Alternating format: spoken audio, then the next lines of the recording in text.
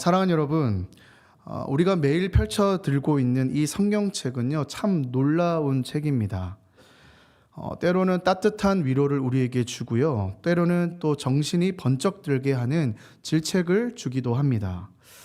그런데 가끔은 아주 낯설고 기이한 장면을 마주할 때가 있습니다. 도대체 이 이야기가 왜 여기에 기록되었는지 우리의 고개를 갸우뚱거리게 하는 장면들이 꼭 있죠. 오늘 여러분들과 함께 읽었던 이 창세기 6장이 바로 그러한 말씀입니다. 여러분 한번 상상해 보십시오. 할리우드의 SF 영화나 고대 신화에나 나올 법한 이야기가 오늘 이 성경 한복판에 펼쳐지고 있습니다. 하나님의 아들이라는 정체불명의 존재가 땅으로 내려옵니다. 그들과 인간 사이에서 이 네피림이라고 불리는 거인들이 태어나 이 세상을 지배합니다. 그들이 휩쓸고 간 자리에는 피냄새나는 폭력이 난무하게 되죠. 급기야 창조주 하나님께서 내가 만든 세상을 다 쓸어버리겠다고 선언하시면서 대홍수의 전조가 깔리죠. 어떻습니까? 우리가 알고 있던 그 은혜롭고 평화로운 성경의 이미지와는 사실 오늘 성경은 너무나도 다릅니다. 그래서 어떤 사람들은 이 본문을 읽으면서 목사님 이게 판타지 소설입니까? 아니 무슨 마블 유니버스라도 됩니까? 라고 묻기도 합니다. 도대체 하나님은 왜 이토록 괴기하고 혼란스러운 이야기를 그것도 창세기 서두에 인류의 시작점에 두신 것일까요? 단순히 우리에게 성경을 좀 더 읽기 위해서 흥미 유발을 하기 위해서 이렇게 배치해 놓은 것일까요? 아닙니다. 여러분 이 구약의 이야기 그리고 창세기의 이야기는요, 물론 우리가 살던 세대와는 너무너무 먼 이야기지만 사실 그때의 이야기만은 아니고 오늘의 이야기를 하고 있다는 것을 여러분 꼭 기억하셨으면 좋겠습니다. 하나님께서 2026년을 살아가는 우리에게 보여주시는 이 우리가 살아가고 있는 이 세상의 적나라한 영적인 엑스레이 사진이라고 여러분 보시면 좋을 것 같아요. 겉으로는 화려한 문명을 자랑하고 기술은 발전하고 사람들은 더 똑똑해지는 것 같습니다. 하지만 그 속을 들여다보면요, 욕망을 향해 꽉 움켜진 인간의 탐욕과 죄악의 실체가 이 장면에 들어가 있습니다. 오늘 이 시간 다소 난해해 보이는 이 말씀의 껍질들을 하나하나씩 벗겨가면서 그 안에 숨겨진 하나님의 웅장한 뜻을 좀 발견해 보는 시간이 되었으면 좋겠습니다. 우리가 말씀으로 좀 들어가기 전에 많은 분들이 아마 이 6장을 보시면서 좀 궁금해했던, 어쩌면 이 성경에서 난제라고 부르거든요. 이 난제부터 좀 풀어봤으면 좋겠습니다. 아까 얘기했지만 1절과 2절을 보면 하나님의 아들과 사람의 딸들이 결혼을 하고 그 사이에 네피림이 태어났다고 했거든요. 1절 2절 보실까요? 사람이 땅 위에 번성하기 시작할 때에 그들에게서 딸들이 나니 하나님의 아들들이 사람의 딸들의 아름다움을 보고 자기들이 좋아하는 모든 여자를 아내로 삼는지라. 이 본문이요, 역사적으로 수많은 신학자들과 성경학자들이 이 구절을 두고 치열하게 논쟁해 왔습니다. 그래서 세 가지로 좀 견해를 정리해 볼 수 있는데, 첫 번째는요, 고대 무던인 에녹서나 초대 교부들이 이렇게 얘기했습니다. 뭐냐면 하나님의 아들은 곧 타락한 천사다라고 보는 것입니다. 이 타락한 천사가 인간의 세계에 내려와서 인간 여성과 결혼해서 이 거인이라고 표현하는데 이 괴물과 같은 자식들을 낳았다라는 해석입니다. 좀 흥미롭지만 이게 좀 고개가 좀 갸우뚱거리게 되죠. 근데 이 본문이요, 예수님께서요 마태복음 22장 30절에 뭐라고 얘기하냐면 부활할 때는 장가도 아니 가고 시집도 아니 가고 또 뭐라고 하냐면 하늘에 있는 천사들과 같으니라 라고 이렇게 좀 간접적으로 표시를 했던 것을 보게 되거든요. 이 말씀과 충돌이 되고 누가 봐도 이거는 좀 아닌 것 같다라는 좀 생각이 듭니다. 두 번째는요, 이 고대 아람어 번역본자들이 지지하는 견해인데, 이 하나님의 아들들을 어떻게 보냐면 그 시대의 강력한 통치자들, 즉 고대 폭군의 왕들을 해석하기도 합니다. 그러니까 이 폭군들이 왕의 권력을 이용해서 마음대로 약한 자들을 취하는 것을 고발하는 내용이다라고 해석을 하는 것이죠. 이건 조금 일리 있어 보입니다. 그리고 마지막으로 이 종교적 개혁자들이 또 해석한 견해가 있는데, 그게 뭐냐면 이 하나님의 아들들은 누구냐면 이 경건한 셋의 후손. 여러분 셋이 누구인지 아시죠? 네, 설명을 할까요? 아담과 하와의 아들이 가인과 아벨이잖아요. 근데 가인이 어떻게 했어요? 아벨을 죽이게 되죠. 그래서 다음 아들이 누구냐면 세 번째 아들이 셋이라는 겁니다. 셋이 이제 하나님의 족통 후계자로 쭉쭉쭉 내려가는 것이죠. 즉 뭘 얘기하냐면 이 셋의 후손, 즉 하나님의 언약 백성을 하나님의 아들들이라고 표현을 하고요. 그렇다면 이 사람의 딸들은 누구일까요? 최초의 살인자인 가인의 후손들이라고 보는 해석인 거죠. 저는 이 세 번째 해석이 가장 좀 합당하다라고 생각을 합니다. 그러면 오늘 이 다소 좀 난해해 보이는 이 본문을 하나님께서는 왜 여기다가 실었을까요? 이 본문이 고발하고 있는 진짜 문제는 무엇일까요? 이 괴물에 꽂히시면 여러분 안 돼요. 핵심은요, 여기서 뭘 얘기하냐면 이 하나님의 거룩한 경계선이 무너졌다는 데 있습니다. 2절을 다시 보시면요, 뭐라고 하냐면 하나님의 아들들이 사람의 딸들의 아름다움을 보고라고 되어 있죠. 그러니까 하나님을 예배했던 이 언약의 백성들이 어느 날 눈을 들어서 이 세상을 보게 되는 겁니다. 그랬더니 이 가인의 후손들이 너무너무 매력적인 겁니다. 근데 어떤 매력이냐?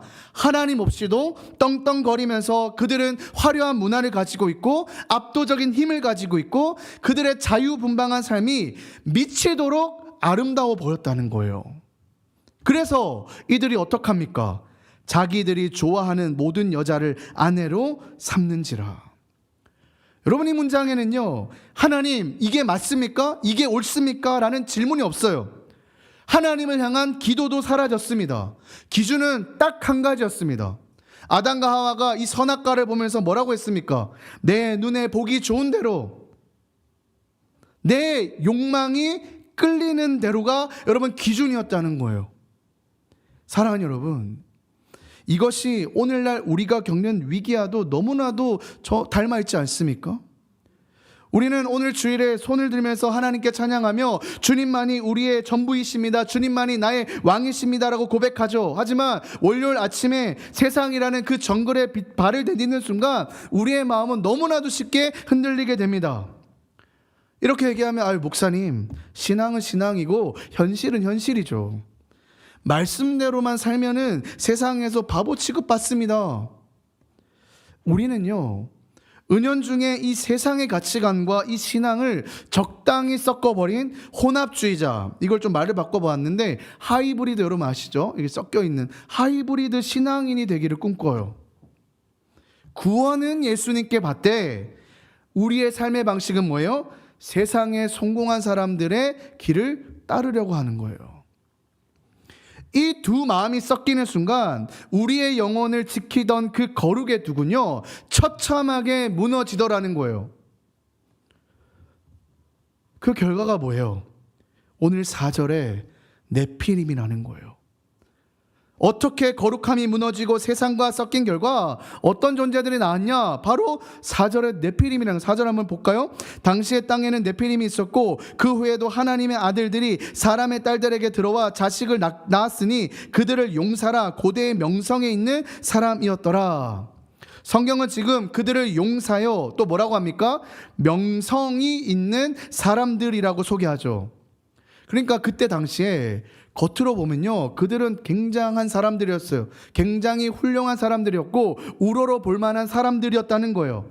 오늘날로 치면 뭘까요? 수십만의 팔로워를 거느리고 있던 인플루언서나 경쟁자들을 물리치고 정상에 섰던 성공적인 신화를 썼던 사람들을 이야기할 수 있을 것 같아요. 근데 여러분, 우리는 이 네피림이라는 히브리 단어의 뜻을 좀 깊이 묵상해 봐야 됩니다.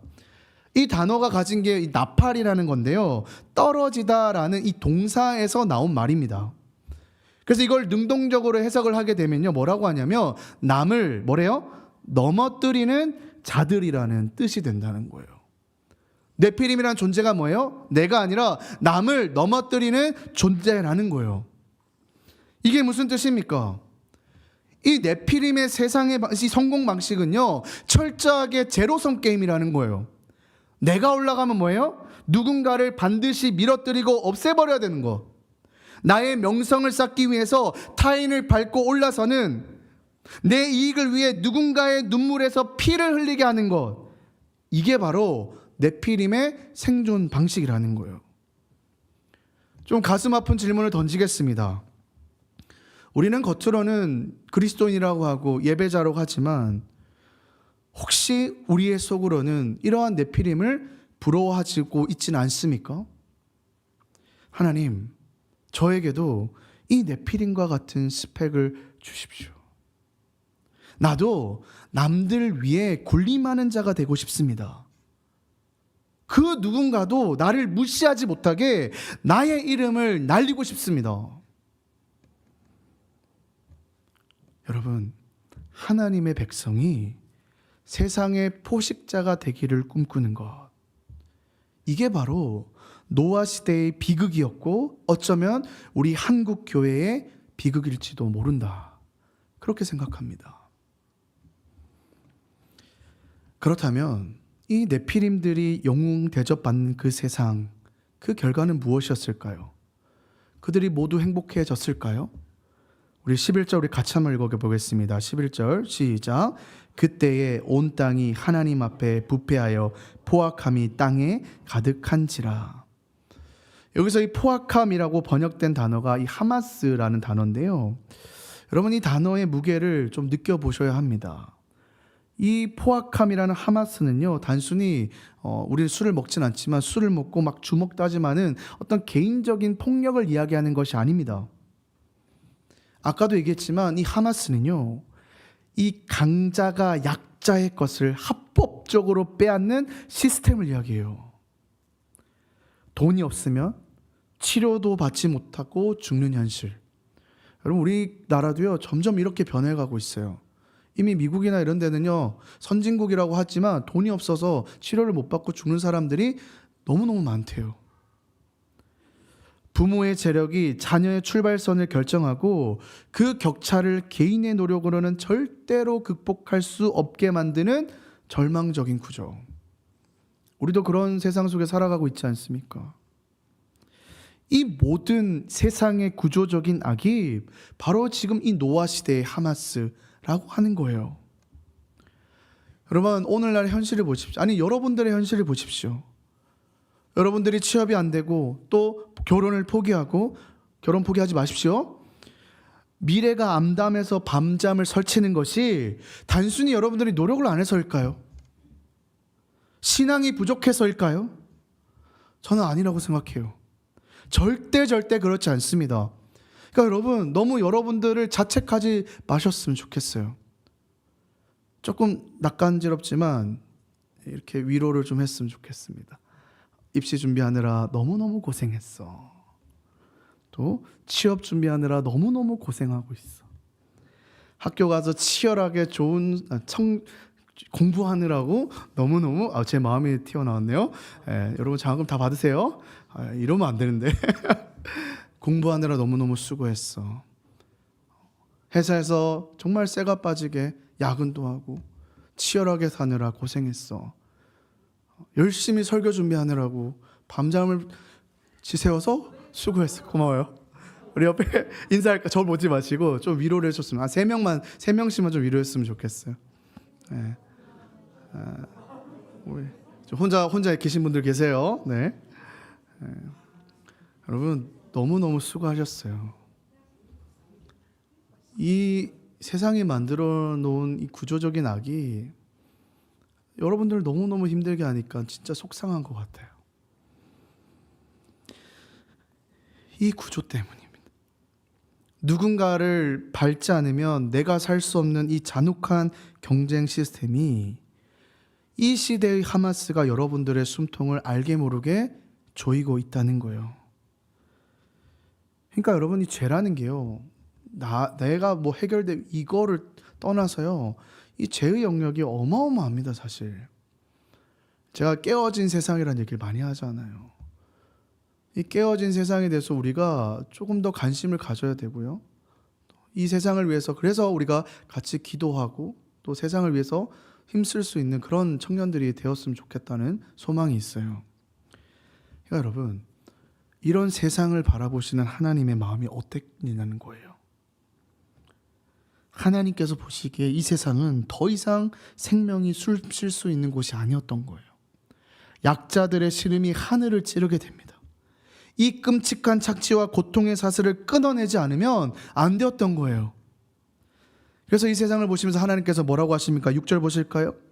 땅 위에 사람 지으셨음을 한탄하사 마음에 근심하시고, 이제 이 홍수를 오기 위해서 이제 점점 다가가고 있는데, 많은 사람들이 이 홍수 본문을 보면 많이 오해를 해요.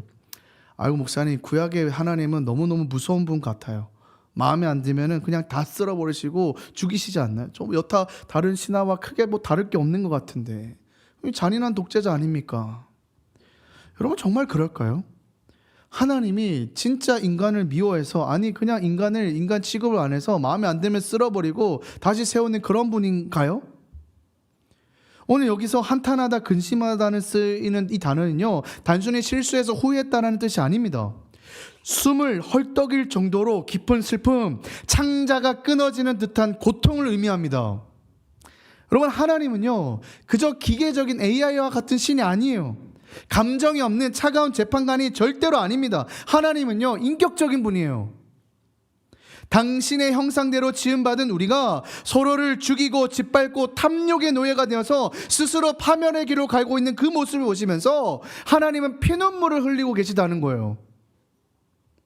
심판은 하나님이 화가 나서 내리신 벌이 아닙니다. 그 아픔을 견디다 못해서 썩어 문드러진 악을 도려내고 우리를 다시 살려내시기 위해 내리신 하나님의 가슴 아픈 결단이었다는 거예요. 여기서 우리가 이 오해를 조금 더 풀기 위해서 이 성경의 역사를 좀 보면요, 이 죄라는 걸 다루시는 하나님의 패턴을 좀 보아야 됩니다. 성경을요 조금만 묵상해 보십시오. 하나님은 단 한 번도 이 심판을 입에 먼저 담으신 적이 없어요. 항상 은혜가 먼저였습니다. 그리고 인간이 죄를 지어도요, 그래 너 죄 지었니? 너 바로 죽여, 절대 그런 일 없어요. 한 번 더 기회를 주셔요. 아담과 하와 보실까요? 인간이 선악과를, 하나님께서 모든 것을 다 주시고 선악과만 먹지 말라 했잖아요. 우린 또 거기에 꽂혀가지고 선악과를 못 먹게 하신 하나님, 아니요, 모든 걸 다 누리게 하셨다니까요. 그런데도 어떻게 해요? 먹잖아요. 하나님께서 먹으면 죽는다고 했는데 그들 죽이셨나요? 아니요, 한 번 더 기회 주셨어요. 가죽옷을 입히시고 내보내셨죠. 가인도 보십시오. 인간 최초의 살인자였어요. 죽어 마땅한 자잖아요. 근데 어떻게 했어요? 표식을 주시면서 너를 절대 죽이지 않겠다고 다시 한번 기회를 주십니다. 노아 시대도요, 하나님이 그냥 그냥 심판 내리신 게 아니에요. 무려 3절에 보시면요, 120년간의 시간을 허락하셨어요.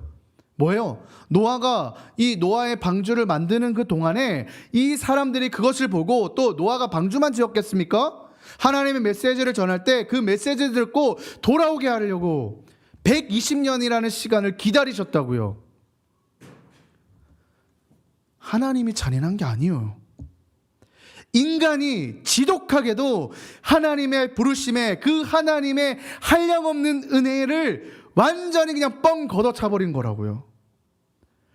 가죽옷을 입혀주셨지만 인간이 벗어버렸고, 살려주시겠다고 표식을 주셨지만 그것을 떠나버렸고, 120년이라는 시간을 허락하셨지만 그것을 조롱하면서 네피림이 되기를 선택한 것이 바로 우리 인간이었다는 거예요.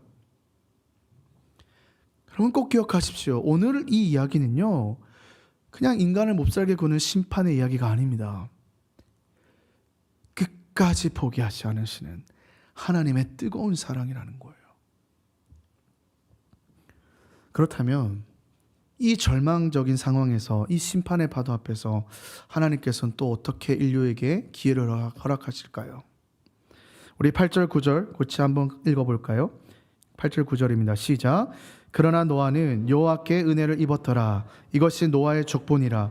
노아는 의인이요, 그는 하나님과 동행하였. 다시 한 번의 기회를 주는 거예요. 누구를 택하십니까? 노아라는 사람을 택하시죠. 성경은요, 노아는 의인이요 당대의 완전한 자라고 설명합니다. 근데 여러분, 여기 순서를 절대로 놓치면 안 됩니다. 이것만 보면은 그럼 또 우리가 당대의 완전한 자로 의인으로 살아야겠구나. 아니요. 그 앞에 구절을 보십시오. 뭐라고 합니까? 은혜가 먼저 임합니다. 노아가 의인이었기 때문에 은혜를 주신 것이 아니라 하나님이 먼저 똑같이 모든 인류 가운데 이 창세기 한 장 한 장을 넘어가면서 먼저 은혜를 허락하셨던 것처럼 노아 또한 뭐예요? 은혜를 주셨기 때문에 노아가 의인으로 살아갈 수 있었다는 것을 이야기해요. 여러분, 착각하지 않으셨으면 좋겠어요. 내가 좀 더 착하게 살아야, 큐티도 열심히 하고 죄를 짓지 않아야 하나님께서 나를 구원해 주시겠지, 하나님께서 나를 하나님이 원하시는 길로 인도해 주시겠지. 아니요, 이 상식, 이 생각 자체가요, 네피림과 같은 생각이에요. 성과주의예요. 성경은요, 노아도 우리와 똑같은 죄인으로 봅니다. 노아 다를 거 없어요. 여러분들이 생각하는 아브라함 다 다를 거 없어요. 바울 똑같아요. 똑같은 죄인이라고요. 근데 하나님의 시선이 뭐예요? 하나님의 불가항력적인 은혜가 노아를 먼저 찾아내신 거예요. 여기서 여러분, 또 우리가 한 꼭지로 또 분명하게 짚고 넘어가야 될 진리가 있는데, 그렇다면 이 은혜가 뭐냐는 거예요. 단순히 하나님께서 이렇게 쓱 보시고는 저기 우혁 형제 좋아 보이는데 내가 은혜를 줄게, 좀 불쌍해 보이는데 이게 아니, 이런 감정에 휘둘리는 게 아니에요. 우리 인간들이 잘하는 거짓말에 보면은 우리 곧 좀 이따가 밥 한번 먹자 이러잖아요. 밥을 먹은 적이 없어요. 죄송해요. 제가 하다 보니까 제가 잘못한 것 같은데 밥 먹읍시다. 또 거짓말하면 안 되는데. 네. 그게 아니라고요. 은혜는요, 반드시 말씀, 더 정확하게는 구약의 용어를 따지면 언약이라는 단단한 그릇에 담겨서 우리에게 옵니다. 18절 말씀 보실까요? 18절도 우리 같이 한번 읽어봅시다. 오늘 설교의 핵심 구절인데 같이 읽을게요. 시작. 그러나 너와는 내가 내 언약을 세우리니 너는 내 아들과 내 아내와 내 며느리들과 함께 그 방주로 들어가고. 그냥 노아에게 갑자기 뜬금없이 와가지고 노아야 방주 지어라 이렇게 얘기하신 게 아니에요. 먼저 뭐라고 하냐면 내가 너에게 내 언약을 세우겠다라고 해요. 여기서 이 언약이라는 건 베리트라는 건데 원래는 자르다라는 의미를 가지고 있어요. 이 고대 사회에서 언약을 맺을 때는 짐승을 반을 쪼개가지고 당사자들이 그 피 사이를 지나갔습니다. 그러면서 뭐라고 하냐면 만약에 이 약속을 어기게 되면 내가 이 짐승처럼 쪼개어 죽어도 좋다라는 그런 언약이에요. 그러니까 여러분, 반드시 지켜야 될 약속이라는 거예요. 맹세였어요. 그러니까 하나님께서 노아에게 언약을 말씀하셨다는 건 뭐예요? 반드시 지키겠다는 거예요. 노아야, 세상이 다 무너져도 내가 너만큼은, 너의 가족만큼은 내가 목숨을 걸고 책임지겠다. 내 명예를 걸고 너를 반드시 살려내겠다라고 하는 하나님의 피 맺힌 결단이에요. 그러니까 여러분, 은혜는요, 막연한 느낌이 아닙니다. 은혜는 하나님의 약속, 변하지 않는 하나님의 말씀입니다. 그 말씀이 있으니까 노아가 뭐예요? 120년이라는 기간이 여러분 짧은 시간이 아니잖아요. 여러분들이 노아가 됐다 생각해 보십시오. 노아가 되어가지고 사람들 사이에서 언덕에 올라가서 방주를 짓고 있다고 생각해 보십시오. 얼마나 비웃겠어요.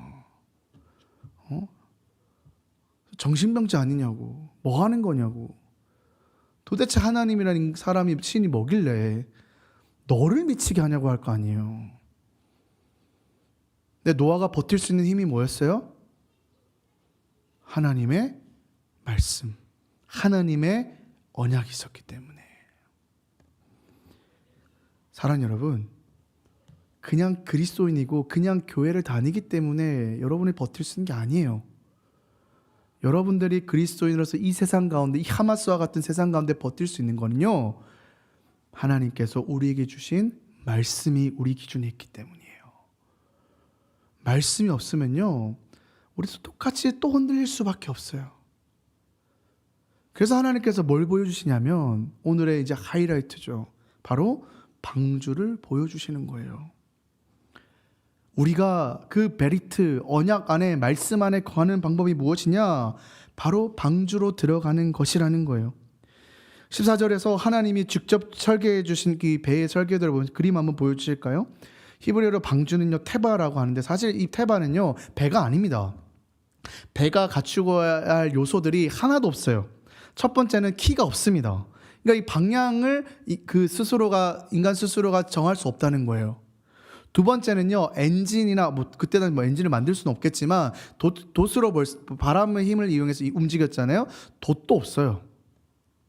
그리고 창문도 옆에 남겨 그냥 하늘에 뻥 뚫려 있어요. 그러니까 어디로 어떻게 움직이는지를 알 수가 없다고요. 그러니까 사실 이거 뭐냐면, 우리 모세가 태어났을 때 죽임을 당하잖아요. 그때 엄마가 이 광줄이라고 하나요? 이 담아가서 더 던져버리잖아요. 하나님 맡깁니다 이렇게. 그거예요. 그거에 지금 방주를 얘기하는 겁니다. 그러니까 이게 뭘 얘기해요? 하나님 말씀이 내 안에 있다는 게 뭐예요? 이 배에 타는 순간, 이 테바에 타는 순간 내 인생의 통제권, 나의 주도권을 완전히 내려놓는다는 거예요. 하나님께 완전히 맡겨드린다는 거예요. 내 인생의 핸들을 하나님께 드립니다라는 표현이라는 거예요. 세상은요 우리를 향해 계속해서 외칠 겁니다. 너의 인생의 핸들을 꽉 쥐어. 네가 쥐어야 돼. 네가 주인이야. 목표를 향해서 달려가야 돼. 하지만 구원은 내가 내 인생을 조종하려고 시도하는 것을 멈추고요, 꽉 움켜쥐었던 이 손을 펴서 하나님의 주권이라는 그 테바 안으로, 그 광주 안으로 들어가야 되는 거예요. 하나님, 저는 제 인생을 어디로 끌고 갈지 알지 못합니다. 제 인생의 선장의 자리를 주님께 맡겨드립니다. 주님이 이끄시는 곳이 나에게 가장 안전한 항구임을 저는 믿습니다. 이 철저한 항복, 철저한 주권의 이양이 바로 오늘 이 6장의 방주신앙의 핵심이라는 거예요. 사랑하는 여러분, 우리는 내가 열심히 노를 저어야 된다고 생각합니다. 하지만 우리를 살리는 것은요 나의 노력이 아니에요. 우리를 떠받치고 있는 하나님의 은혜의 물결, 우리를 감싸는 하나님의 말씀, 하나님의 언약이 우리를 살게 합니다. 방주의 삶은 불안해 보여도 가장 안전한 삶입니다. 선장이신 하나님께서 이끄시기 때문에 이 방주가 가장 안전하라는 거, 여러분이 꼭 기억하셨으면 좋겠어요. 말씀을 맺겠습니다. 미국의 영성가인 헨리 나우엔이요, 이 서커스 단의 공중근의 고개사인 이 로들리라는 사람과 대화를 통해서 한 가지 통찰을 얻게 되는데요. 사진을 좀 보여주실까요? 이 로들리가 이렇게 얘기를 합니다. 헨리 나우엔님, 이 공중근의 비밀은 이 나는 사람인, 이 플라이어 나는 사람인 저에게 있지 않습니다. 그러니까 밑에서 지금 나는 사람에게 있지 않다는 거예요. 그러면서 뭐라고 하냐면, 저를 받는 캐쳐, 받는 사람에게 있다라고 이야기를 했어요. 그러면서 이렇게 이야기를 덧붙입니다. 플라이어인 제가 해야 할 일은 딱 하나입니다. 제때 과감하게 잡고 있던 그네의 줄을 놓는 것입니다. 줄을 놓고 공중에 몸을 던진 후에 저는 팔을 뻗고 그냥 가만히 있어야 합니다. 절대로 제가 캐쳐를 잡으려고 하면 안 됩니다. 제가 살겠다고 이 캐쳐의 손목을 잡으려고 버둥거리면 그 충격으로 우리 둘 다 추락해서 죽습니다. 나를 잡는 건 내가 아니라 전적으로 이 캐쳐의 일이기 때문입니다. 사랑하는 여러분, 우리의 신앙이 바로 이 공중근해와 같습니다. 오늘 하나님은 두려움에 떨고 있는 우리들에게 도전하시는 거예요. 네가 살기 위해 지고 있는 그 불안한 통제의 끈, 내가 내 인생을 책임지겠다고 움켜쥐고 있는 그 네피림의 주름을 이제는 그만 놓아버려라. 솔직히 무섭죠. 줄을 놓는 순간 발밑에는 아무것도 없습니다. 이러다가 나만 추락하는 거 아니야? 취업도 못하고 결혼도 못하고 이 경쟁 사회에서 나만 추락해서 그냥 박살이 나는 거 아니야? 여러분, 그러나 기억하십시오. 오늘 이 로들리의 말처럼 여러분들을 잡는 건 여러분들의 실력이 아니에요. 반대편에서 두 팔 벌려 기다리고 계신 위대한 캐쳐이신 우리의 언약의 하나님이라는 거예요. 18절에서 약속하신 그 언약이 여러분보다 먼저 와서 기다리고 계십니다. 그냥 여러분들이 손을 펴가지고 하나님을 그 손을 잡는 순간 하나님께서 가장 안전하게 여러분들을 잡으실 것이고 이끌어 가실 거예요. 2026년 남을 밟고 올라서야 하는 네피림의 길이 아니라 비록 키도 없고 엔진도 없지만 하나님의 은혜가 이끄시는 방주의 삶을 살아가시기를 소망합니다. 두려워하지 마십시오. 하나님의 은혜를 보셨으면 좋겠습니다. 2026년에 조금 하나님께 맡겨보십시오. 하나님께서는요 끝까지 추격하셔서 여러분들을 붙잡으시고 은혜를 허락하실 겁니다.